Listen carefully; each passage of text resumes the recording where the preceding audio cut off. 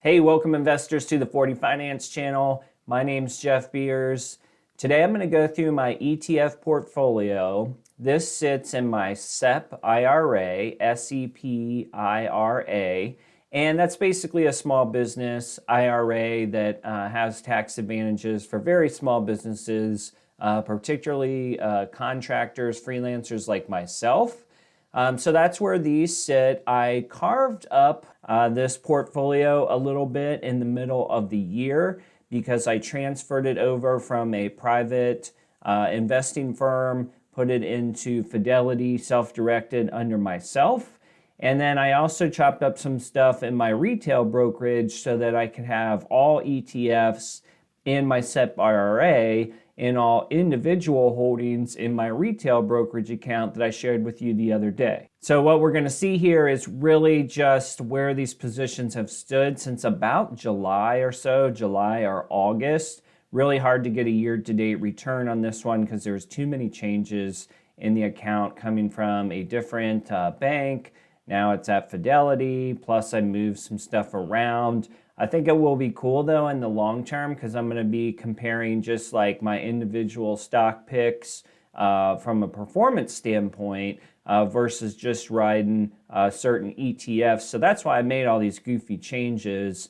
At the end of the day, it's all things that are making money, but I just wanted to compare myself against the fund managers, if you will, by having a straight ETF account and a retail brokerage where I just pick individual stocks. Reminder as always that my stock picks and projections, they're just my opinion for your entertainment. Please make sure you do your own research and due diligence before taking on any investment. And of course, if you like stock market analysis and personal finance videos like this, please give this video a like, subscribe to the channel. Thank you to everybody who has supported the channel in 2020. I'm looking forward to a lot of fun things in 2021, so stay tuned for that. Okay, the number one position in this ETF portfolio is the Invesco QQQ Trust. If you've watched this channel for any amount of time, you know that QQQ is my favorite ETF by a mile, and it includes the top 100 NASDAQ stocks based on market cap. And I got in this one when I moved stuff around at 260.54. That's what I'm reading from my notes here, 260.54.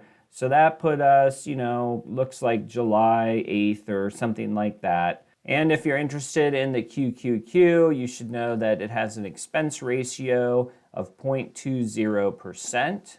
And I always get the math wrong in my head on expense ratio, so I kept this tab handy.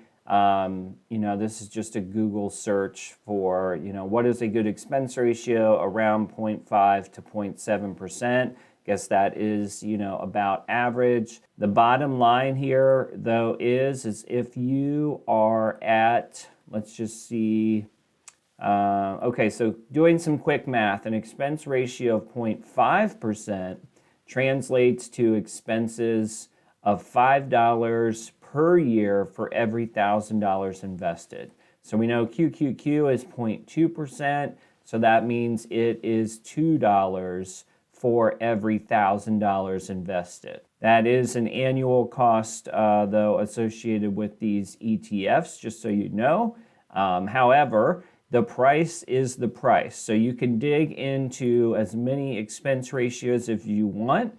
It's always helpful to know how much you're paying, but the way I look at it is based on performance, right? So if the Invesco QQQ Trust, goes from 300 to 313, and the other ETF option that I would have had, let's just say, went from 300 to 302, and that one supposedly has, let's just say no expense ratio, then it's still a waste of time because we would have made more money in growth. So you have to balance these two worlds, right? You can search all over the earth for the lowest expense ratio, but I would prioritize performance to some degree. And you can see, particularly on an ETF like QQQ, this is a 5-year chart. Looks like if you got in at the lows on 2008, December 2008, This was a $30 ETF, and of course, the booms and busts, and now we're up to 313. So just make sure you don't drown yourself in expense ratios. That would be my 2 cents. Just look at performance and try to keep expense ratios reasonable. All right, let's take a quick look at the top holdings for QQQ. Top of the NASDAQ, so not a ton of surprises here. Apple, Microsoft, Amazon, Tesla. So this comes in handy for me because I think most of you know I don't buy into Tesla, but Tesla has had an incredible year, record-setting year. So I do have some mild exposure still to Tesla, and this isn't the only ETF that Tesla's in. So I got to cover my basis on those. And the rest of the names: Facebook, Alphabet, Nvidia, PayPal, Adobe. And again, this is just the top 10 holdings. QQQ is the top 100 NASDAQ stocks based on market cap. All right, next ETF on the board at 18% of my portfolio is FDN, First Dow Jones Internet Index Fund. This fund is focused on companies that do the majority of their revenues through internet-based transactions. And we'll click on year to date. You can see that FDN's had a good run. I've been in this one for a long time, probably like 2017 or 2018. And looking at the year to date total return, 54% for this one. I've only been in it since July, and my notes show since then I'm up about 12%. But if you're in this thing all year, which I basically was, it just bounced between different accounts, then you would have had a 54% return. Expense ratio on this one higher than the QQQ at 0.52%. So off the top of my head, that's $5 per thousand invested per year. All right, next ETF on the board is one that I've covered here on the channel, a popular one, ARK Innovation, ARKK. I've had a couple different iterations of ARK ETFs over the long haul, most notably ARKW. But I switched over to ARKK this year during the transition just because at the end of the day, this one is technically their top interests for the organization. And I don't want a zillion different ARK ETFs, not because I don't like them. I just want to keep it simple in an ETF portfolio that, you don't need 7,000 ETFs. You only just need a handful of them and then just keep adding as much as possible. So I chose ARKK. Year-to-date return on this one, 159%, which is absolutely incredible. Obviously, Tesla had a big part of that, but it wasn't just Tesla because Tesla is capped at 10% of their holdings. It was truly an active management scenario where they just destroyed it. I'm up 46% since July or August, but I've had different iterations of ARK, but that's just the trackable number that I have. Expense ratio on this one, obviously it's higher than the others we've seen here at 0.75%, roughly $7.50 per each $1,000 investment.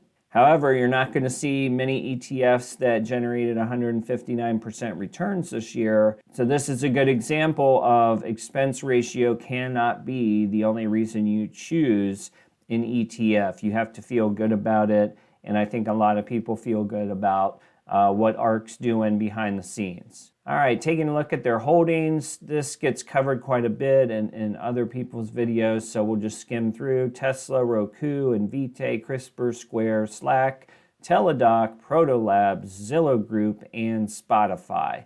So again, I'm not an individual Tesla shareholder. I'm not a Tesla millionaire, but it's not like I don't have any exposure to it. And this to me has always been sort of a comfort in the back of my mind because I've had trouble embracing Tesla. But these ETF portfolios, they force you, right, to invest in maybe things that you're not super excited about. And ARK certainly is that for me. All right, next one on the board is XLY, which is a consumer discretionary select Spider Fund. And this one here is new for me this year. I'm very big on consumer discretionary as far as their potential to grow over the long term, basically in any market and any year. If you are bullish on America and American stocks, you should be super bullish on consumer discretionary,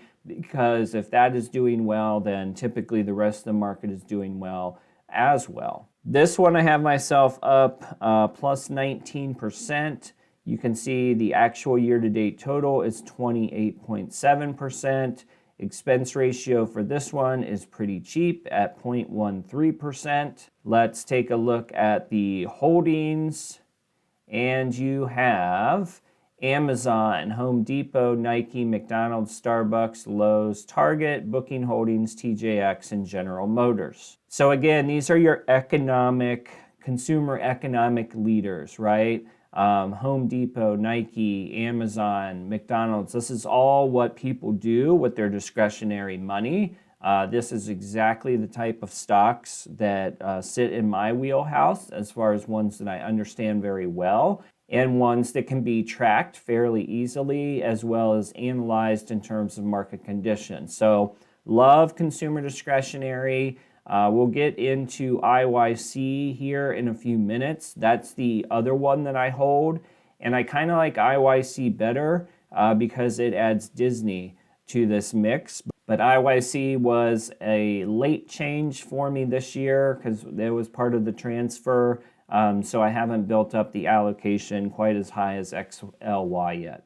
All right, next ETF is VNQ. This is Vanguard Real Estate Index, basically a dividend play, right? And just a small portion of 8% in this ETF portfolio. You can see, not really super surprising, it was flat to down this year, year to date, minus 5 to 9%. In the time period that I've been in it, it's actually up 5.8%. So I must have gotten in, one of these dips somehow, just luckily, because I'm eking out a 5% gain. But the big one here, obviously, you do have a dividend with these kind of REITs.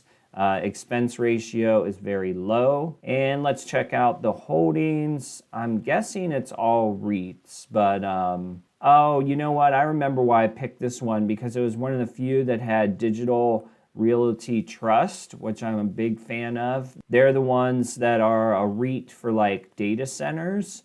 So obviously I think that world grows a lot in the long term. And they also have the cell phone towers in here. So this is definitely one that I like fundamentally. However, it's just none of these companies are ever going to be prioritized as a standalone stock or REIT for me. So this is a perfect ETF to add to the mix. All right, we got a couple left here. Vanguard High Dividend Yield Index Fund. This one is just, again, it's an 8%er of the total portfolio. We're really just trying to make sure that we get a little bit of dividends just in case there's bad years when the market goes down. You can see you got 3.22% here, which is nice, and a very, very cheap expense ratio, certainly the cheapest that's been on the board so far. They're saying year-to-date return of 0.09%. I got in at 81.23, looking at my notes here, and I've somehow eked out an 11.84% gain, probably because all the dividend stocks crashed and suspended their dividends, and the way I moved my account around, it didn't actually happen until July, so it actually paid to hold out in this particular scenario. All right, looking at the top holdings, J&J, Procter, JP Morgan, Verizon, Pfizer, Walmart, AT&T, Comcast, Merck, and Intel. So great exposure to some great companies. However, almost all of these, certainly the top 4 or 5, are companies that I would never buy as a standalone stock, mostly because these are not growth companies, and that's kind of what I focus on is growth rates in my standalone stocks. These are obviously great companies, and I'm glad that they are part of this dividend ETF. And at 8% of the portfolio, it's a great hedge against bear markets. All right, last one on the board, and this IYC is U.S. Consumer Services. This is very similar to XLY. However, when I created the account, I forgot to include it, and I put XLY instead of IYC. So IYC, just to call it out, is more expensive than XLY. I forget how much more expensive, but it's probably double in terms of the expense ratio. However, it has performed better, certainly over the past couple years. So I like IYC, and I alluded to it earlier, but the main reason is because that they hold Disney. And if I look at my returns on IYC, it looks like I'm up 21% or so since July.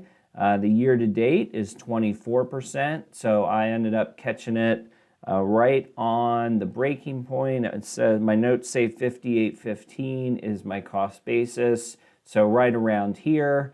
I caught it just when it was inching back to par. But let's take a look at the holdings on this one. And not a ton of difference from what we saw on XLY, but I'll tell you what is different. So the same, I believe. Different, Walt Disney, different, Netflix, Lowe's, which is probably in XLY, but it's not a top holding. So it's a different look at consumer discretionary. And as someone who likes consumer discretionary and believes that consumer spending leads to the biggest economic gains, that makes a ton of sense that I would have both of these. IYC coming in just under 7% of my portfolio. I think over time that will get closer to 10%, and XLY, though I do like it and it's cheaper, I prefer to prioritize IYC for my own preferences. All right, so there you have it, guys. Those are basically my favorite ETFs, right? Because those are the ETFs that I've actually invested in, created this SEP IRA around. I do keep a tiny bit of cash in there, just a couple grand in case something goes on sale, but primarily I'm trying to balance this against the money that I make in my different businesses, and then, each month try to take a portion of those profits and put them into the SEP IRA. So that's where this ETF portfolio comes from. It'll always be limited on the number of investments I can make because it's a percentage of the total revenue. So I can't wake up tomorrow and make this a $500,000 account. However, I do think I got some great growth-based ETFs in there. So when there are bull markets like the one we have right now, this one should run pretty hot and get some good returns. The downside of that, of course, is when we're in bear markets, those growth stocks are going to suffer. But I can use those opportunities to buy low and or double down on real estate and the dividend plays that are in there. All right, hope you enjoyed this look at my ETF portfolio. Please give this video a like if you did. Subscribe to the channel. Thank you to everyone. We will see you on the next video.